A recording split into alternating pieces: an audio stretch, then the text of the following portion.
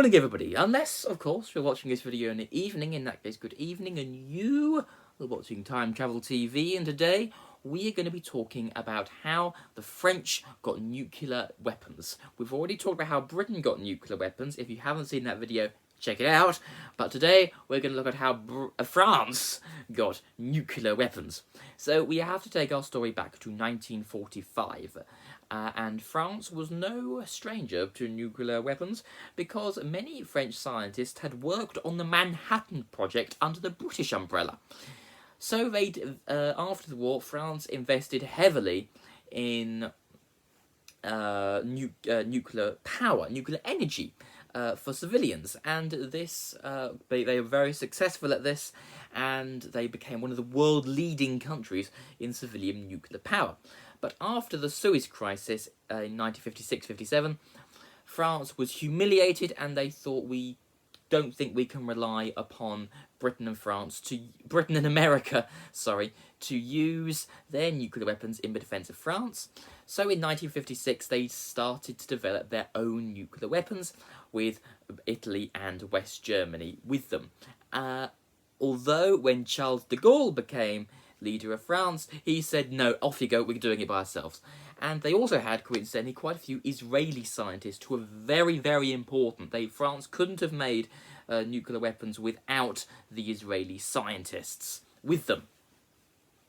So, by 1960, they had their nuclear weapons, had their first test in Algeria. Now, we have to remember that it happened differently to how Britain got nuclear weapons.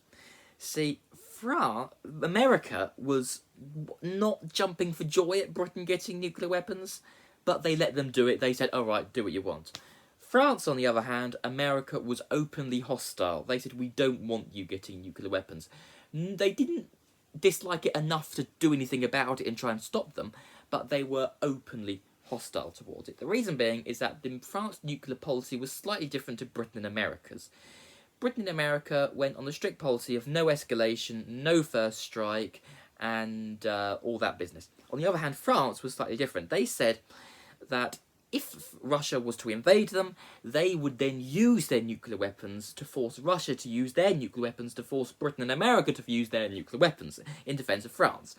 Now, this was a policy which America didn't like very much. So they were openly hostile, didn't help at all, and therefore the French nuclear project was very, very expensive. They had to take a lot of money from other sectors of their armed forces to do it.